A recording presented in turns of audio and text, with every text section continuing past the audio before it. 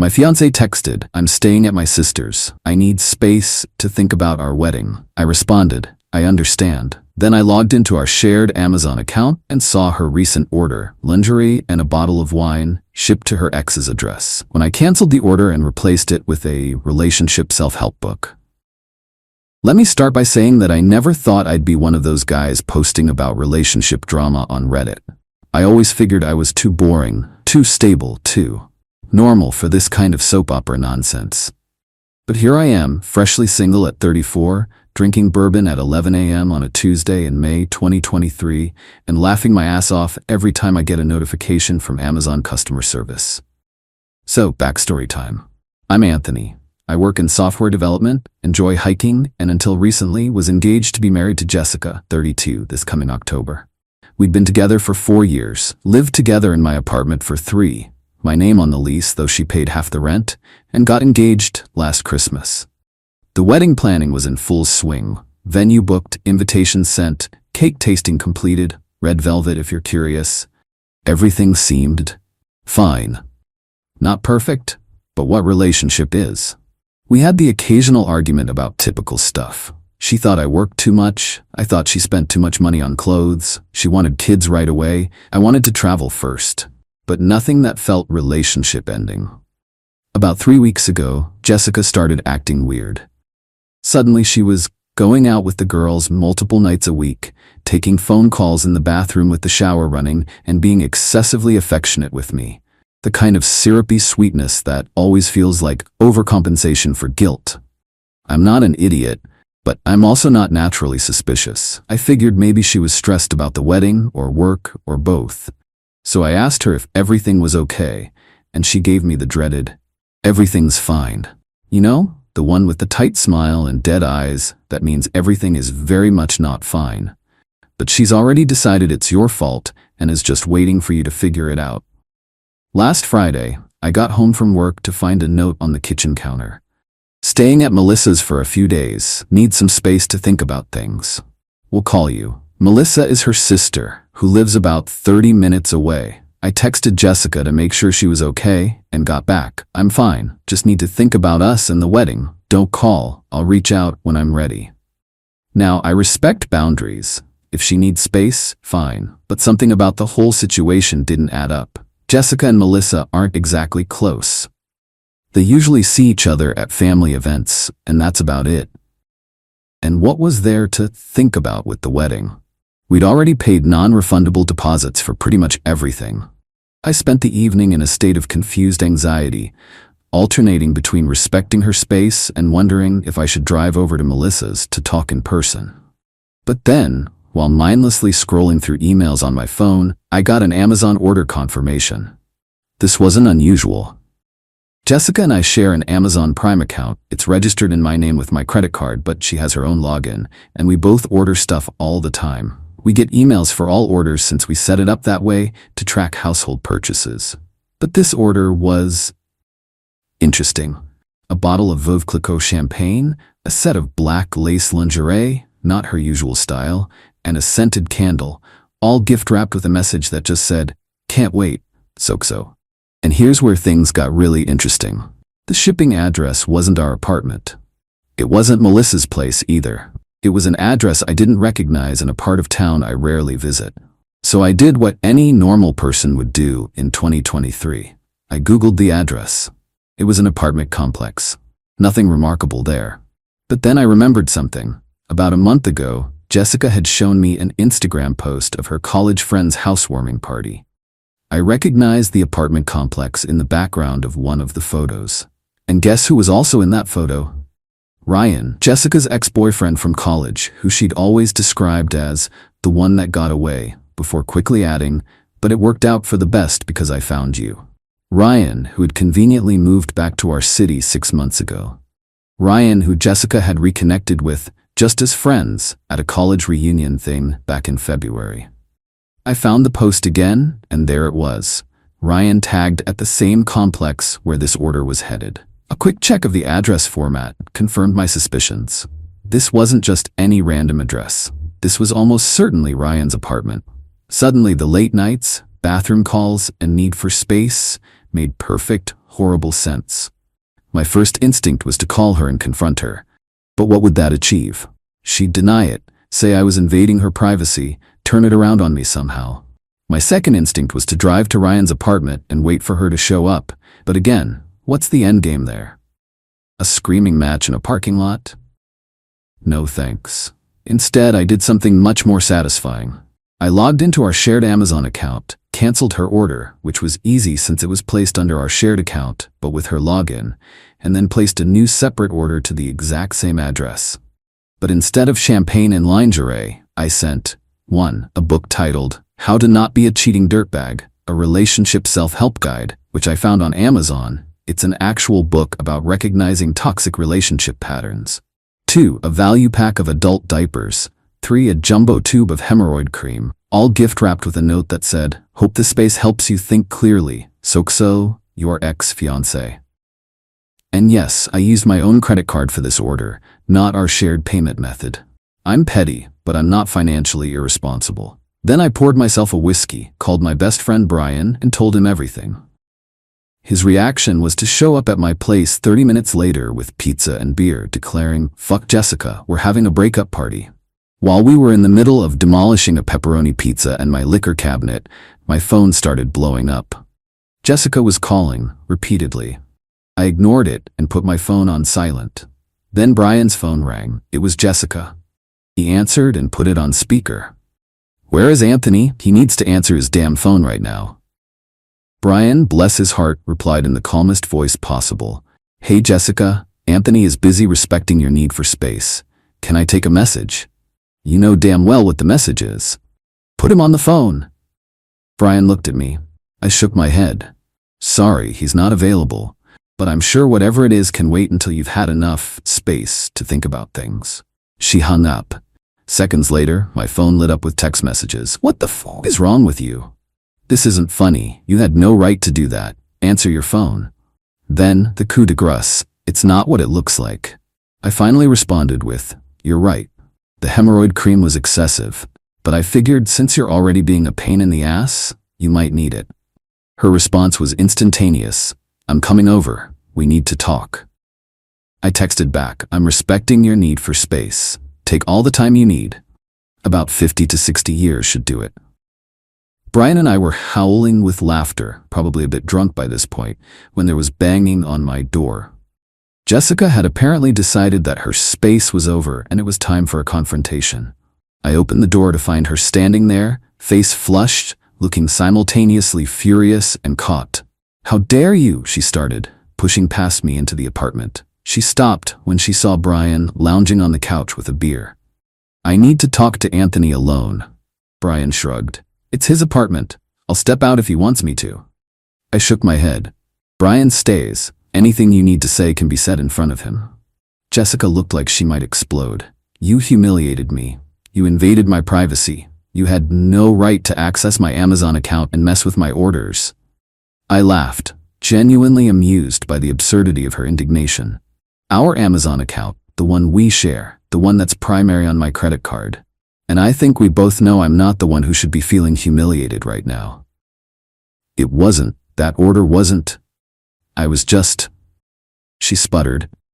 "Getting champagne and lingerie delivered to Ryan's apartment while telling me you needed space to think about the wedding?" I finished for her. "Yeah, I figured that one out all by myself. I'm just wondering how long it's been going on." She switched tactics instantly, her face crumpling into well-practiced tears. "It's not like that. I was confused. Ryan reached out, and it brought up old feelings, but nothing happened. I ordered those things because I was thinking about it, but I was never going to go through with it.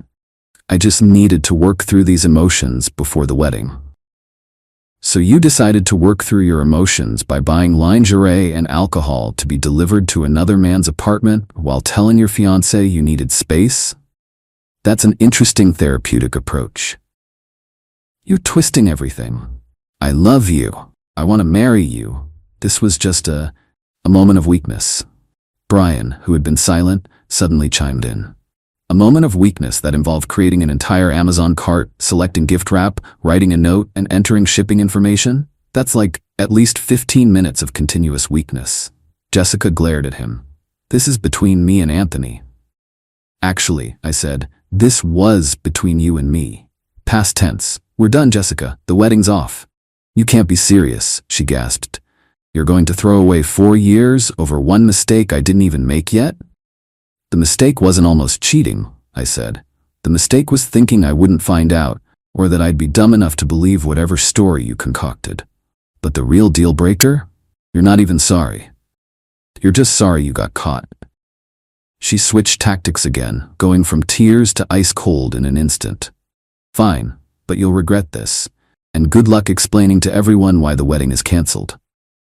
Oh, I'm pretty sure my fiancée ordered lingerie and champagne to be delivered to her ex-boyfriend's apartment will be explanation enough. Her eyes widened. You wouldn't dare tell people that. I won't have to. That Amazon order is all the proof I need, and I've already screenshot everything. She stormed out, slamming the door so hard a framed photo fell off the wall and shattered. It was, ironically, a picture of us from our engagement party. Well, said Brian after a moment of silence, that went about as well as could be expected. I collapsed onto the couch, emotional exhaustion hitting me all at once. I can't believe this is happening. I can't believe she tried the "it's not what it looks like" line. What else could lingerie and champagne shipped to her ex's apartment possibly be? That made me laugh despite everything. Maybe it was for a book club? A very sexy, drunk book club? We spent the rest of the night alternating between making jokes about Jessica's flimsy excuses and having serious conversations about relationships and betrayal. Brian crashed on my couch, and I went to bed feeling strangely liberated, if a bit shell-shocked. The next morning, I woke up to a hurricane of notifications. Jessica had apparently spent the night telling her version of events to anyone who would listen. That I was controlling, that I hacked her Amazon account, that I embarrassed her in front of her friend, not ex, just friend. That I threw her out of our apartment. It's my name on the lease, remember? Some people were buying it, sending me concerned messages asking if I was okay, if I needed to talk to someone about my issues. But others weren't so easily fooled, particularly those who knew about Ryan from the college days and had seen how Jessica perked up when he moved back to town. The most surprising message came from Melissa, Jessica's sister. I'd met her dozens of times at family events over the years, and we were friendly though not close. She texted me saying, "Jessica's not staying with me. Hasn't been here once, sorry." I forwarded that to Jessica with just a, as my comment. No response. But the real highlight of my day came around noon, when I got an email notification from Amazon. Someone had marked my revenge package as returning to sender, though it had already been delivered according to tracking. The return reason given was unwanted item. Amazon wanted to know if I wanted a refund or replacement. I screenshotted that and sent it to Jessica with the caption, "Looks like Ryan doesn't want your space gifts either." Again, no response. By evening, our social circle was in full meltdown mode. People were taking sides, sharing information, comparing notes on when Jessica and Ryan had been spotted together. It was like a real-time soap opera unfolding in my text messages. Then came the twist I hadn't anticipated. Around 7 p.m., my doorbell rang. I opened it to find Ryan standing there, looking extremely uncomfortable. "Can we talk?" he asked. Against my better judgment, I let him in. He declined my sarcastic offer of champagne and got straight to the point. "I'm guessing you're Anthony? I found your address on that Amazon package." He paused, clearly uncomfortable. "Look, I just came to drop this off and clear some things up." He handed me the package I had sent. It had been opened, with the book, diapers, and hemorrhoid cream visible inside. "I didn't know you and Jessica were still together," he continued.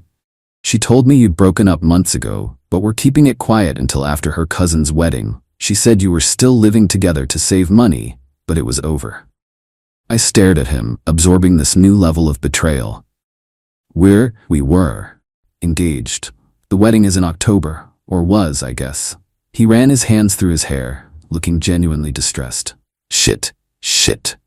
I swear I didn't know. We reconnected at the reunion, and she was all over me, saying how she'd made a mistake letting me go. But she was wearing an engagement ring, so I kept my distance. Then a few months ago, she called saying you guys had split and she was just wearing the ring to avoid questions. "And you believed her?" He shrugged. "Why wouldn't I? I haven't seen her in years, I don't know your relationship, and honestly, Jessica was always really convincing when she wanted something. I couldn't argue with that. Jessica had a talent for reshaping reality to fit her desires. So how long have you been seeing her? I asked, not sure I wanted the answer. We're not seeing each other like that. We've grabbed dinner a few times, texted. She came over last weekend, but nothing happened. She said she wasn't ready. I thought she meant because of your breakup. Last weekend, when she told me she was at a work retreat, the hits just kept coming. And the lingerie and champagne? That was a surprise to me too. I mean, we'd been flirty, but I didn't think we were at the sending lingerie stage. When I got that bizarre package with the self-help book instead, I was confused as hell. Then Jessica called, hysterical, claiming you were stalking her, hacked her accounts, and were harassing her friends. It seemed excessive. So I did some digging, found mutual friends on social media, and quickly realized her story wasn't adding up. I offered him a beer, which he accepted after some hesitation. There's a strange camaraderie that forms when you realize you've both been played by the same person. So what now? He asked. Now? Now I cancel a wedding, move on with my life, and hope Jessica gets the help she clearly needs. He nodded, looking relieved that I wasn't blaming him. For what it's worth, I'm really sorry, and I'm staying far away from her from now on. After Ryan left, I sat in my quiet apartment, processing everything. The relationship I thought I had, the future I had planned, none of it was real. Or at least it wasn't what I thought it was.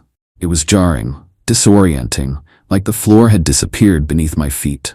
But alongside the pain and betrayal, I felt something unexpected. Gratitude. Gratitude for Amazon's easy-to-access order history. Gratitude for Melissa's honesty. Even gratitude for Ryan's unexpected integrity.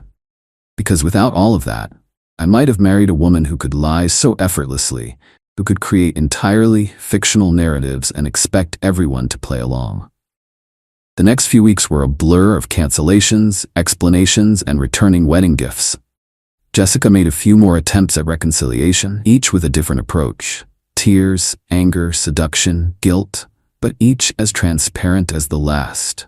When none of that worked, she went with the nuclear option, telling people I was abusive and she had escaped a dangerous relationship.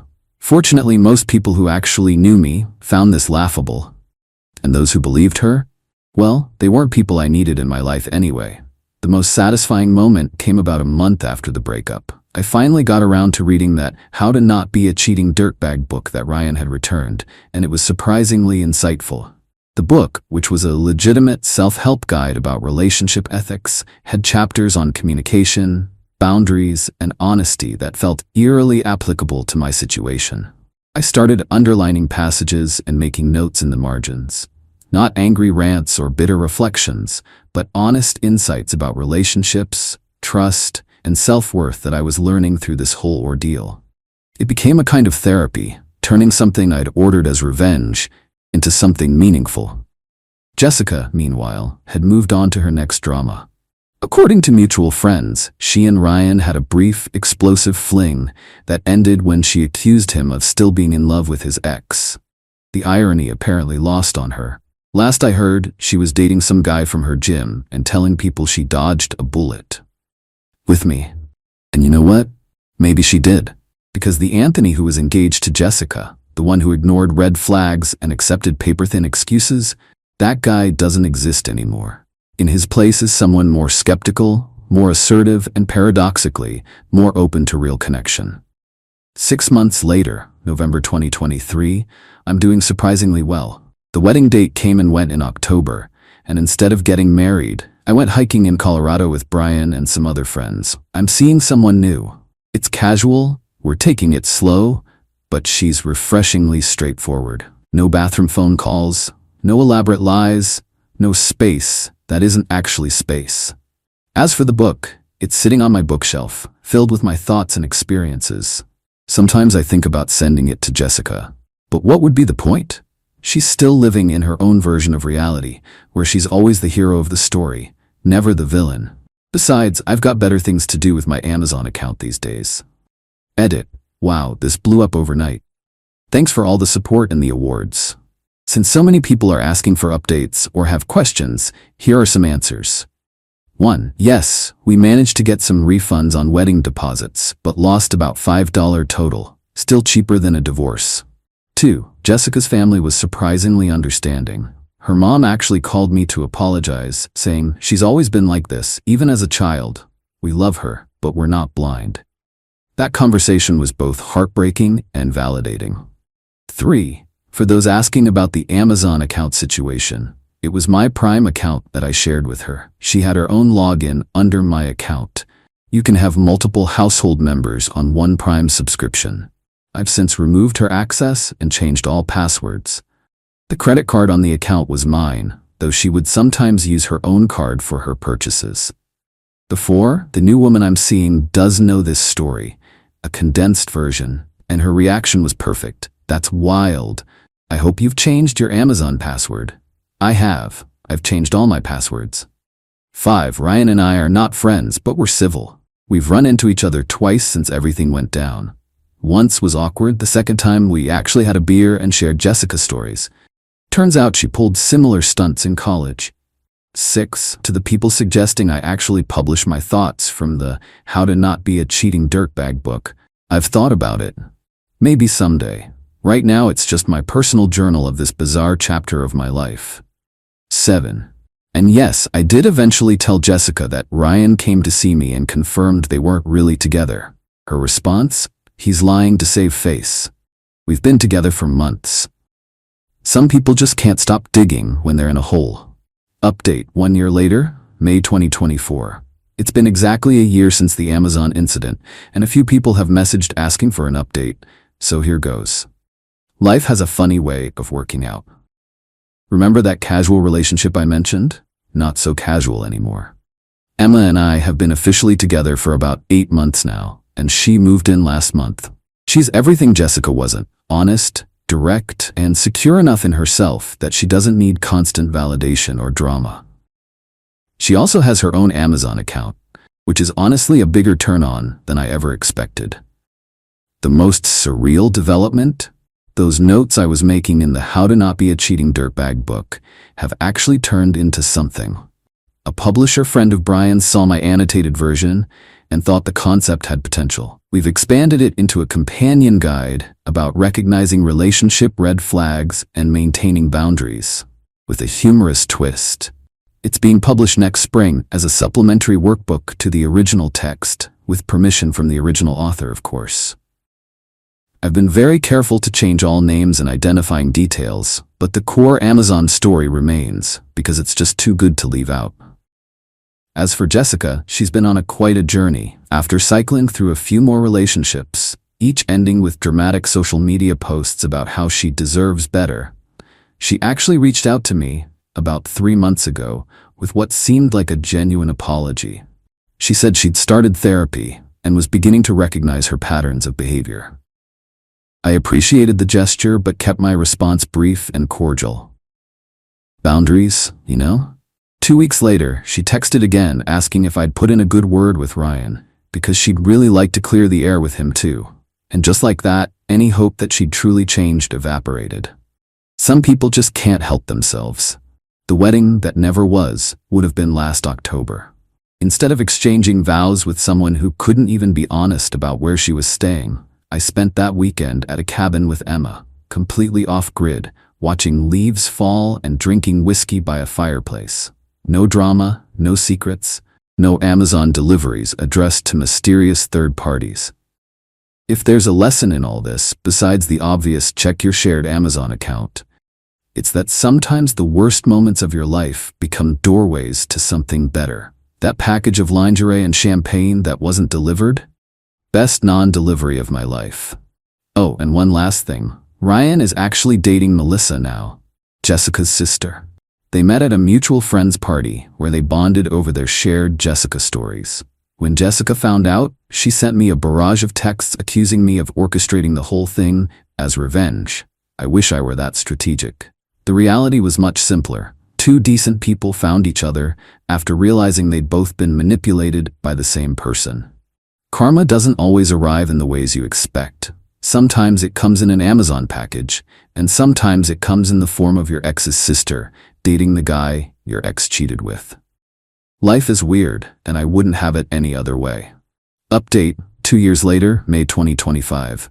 Didn't expect to be updating this again, but life continues to surprise me in the best ways.